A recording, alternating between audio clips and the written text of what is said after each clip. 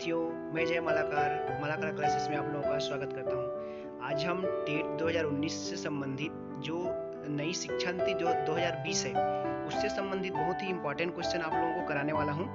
जो संभावना है, बहुत ही संभावना है इसका ये अभी के एग्जाम में पूछे जाने की, क्योंकि नई शिक्षा नीति अभी 2020 लागू होने ही वाली है। तो इससे संबंधित कुछ इम्पोर्टेंट क्वेश्चन। तो आइए स्टार्ट करते हैं आज का पहला क्वेश्चन। पहला क्वेश्चन कुछ इस प्रकार है। नई शिक्षा नीति 2020 में मानव संसाधन विकास मंत्रालय को क्या नाम दिया गया है? देखिए, जो नई शिक्षा नीति है 2020 उसमें मानव संसाधन विकास मंत्रालय का नाम बदलकर एक नया नाम कर दिया गया है। ठीक है, तो उसका नाम क्या है उसको बताना है। उसमें ऑप्शन इस तरह है। Option A development minister, option B human resource ministry, option C educational ministry, option D educational new educational ministry. देखिए, ऑप्शन सी और डी लगभग समान ही लग रहे हैं। ऑप्शन सी एजुकेशनल मिनिस्ट्री और ऑप्शन डी में न्यू एजुकेशनल मिनिस्ट्री। तो इसका सही आंसर हो जाएगा एजुकेशनल मिनिस्ट्री, ऑप्शन सी। इसको ध्यान दीजिएगा। अगला क्वेश्चन की ओर आगे बढ़ते हैं। ऑप्शन सी हो जाएगा यहाँ पे। अगला क्वेश्चन नंबर 2। नई शिक्षा नीति 2020 में 10-2 शिक्षा नीति का नया पैटर्न क्या है? देखिए, अभी जो शिक्षा पद्धति जो चलती है वो 10-2 पद्धति चलती है। तो उसी को कक्षा पहली से 12वीं तक की जो शिक्षा है उसको 10-2 पद्धति कहा जाता है। तो उसी को अभी नई शिक्षा नीति 2020 में किस नाम से जाना जाएगा?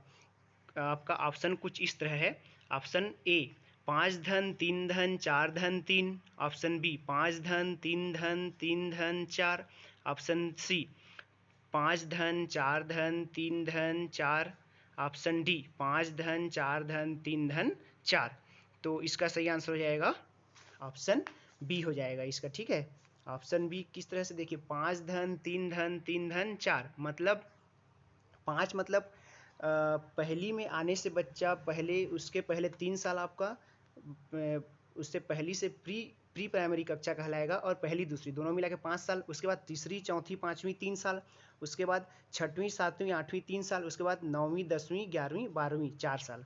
मतलब इस तरह से 5-3-3-4 कहलाएगा। तो इसका सही आंसर हो जाएगा ऑप्शन बी। ठीक है, आगे बढ़ते हैं क्वेश्चन नंबर 3 की ओर। क्वेश्चन नंबर 3 आपका है 2020 की नई शिक्षा नीति में संख्या 5 को किस चरण में कहा जाता है? देखिए, जो 5 है जो मैं बताया 5-3-3 है, उसमें जो 5 है उसको क्या कहा जाता है? तो देखिए, पहला मिडिल स्टेज, दूसरा फाउंडेशन स्टेज, सी सेकेंडरी स्टेज और डी प्रीपरेटरी स्टेज। तो मैं बताया मतलब प्री प्राइमरी मतलब इसमें हो जाएगा बी फाउंडेशन स्टेज। ठीक है, इसका सही आंसर हो जाएगा फाउंडेशन पहले वाला हो जाएगा। ठीक है, फाउंडेशन स्टेज कहा जाएगा इसको। आगे बढ़ते हैं क्वेश्चन नंबर 4।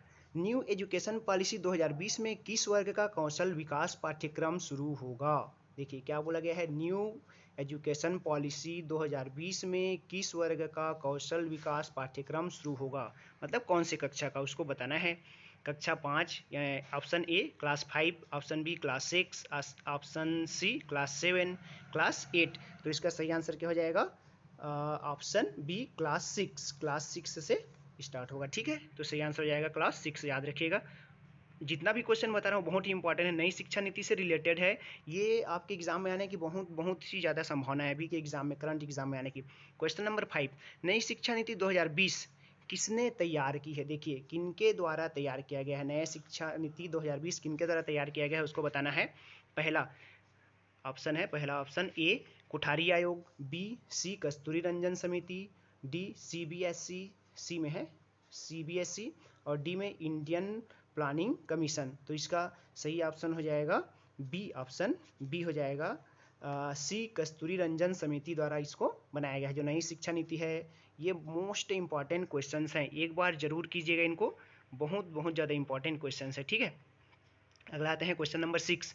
नई शिक्षा नीति 2020 के अध्यक्ष कौन है? देखिए, नई शिक्षा नीति जो 2020 लागू किया गया उनके अध्यक्ष कौन है? ए डॉक्टर के कस्तूरी रंजन, बी नरेंद्र मोदी, सी रमेश पोखरियाल निशंक, डी में नन ऑफ दिस। तो इसका सही ऑप्शन क्या हो जाएगा? जो इससे पहले क्वेश्चन में देखे थे हम लोग, उसके ऑप्शन ए डॉक्टर के कस्तूरी रंजन इनके द्वारा। ठीक है, अगला क्वेश्चन की ओर आगे बढ़ते हैं। क्वेश्चन 7, नई शिक्षा नीति के अनुसार अब पीएचडी करने के लिए क्या आवश्यक है। देखिए पीएचडी करने के लिए अब क्या जरूरी है उसको बताना है। पहला 3 year bachelor degree, B 5 year bachelor degree, C 4 year bachelor degree और डी 2 ईयर बैचलर डिग्री। तो इसका सही आंसर क्या हो जाएगा, ऑप्शन बी 7 नंबर पे हो जाएगा, ऑप्शन सी हो जाएगा 4 ईयर बैचलर डिग्री। देखिए 4 साल का बैचलर डिग्री जरूरी हो जाएगा, ठीक है, 4 ईयर बैचलर डिग्री हो जाएगा, इसमें याद रखिएगा 4 ईयर बैचलर डिग्री। ठीक है, अगला बढ़ते हैं क्वेश्चन नंबर 8, जीडीपी का कितना प्रतिशत केंद्र सरकार द्वारा नई शिक्षा नीति 2020 में खर्च किया जाएगा। देखिए जीडीपी जो होता है उसका कितना प्रतिशत केंद्र सरकार द्वारा ना नई शिक्षा नीति 2020 में खर्च किया जाएगा उसको बताना है।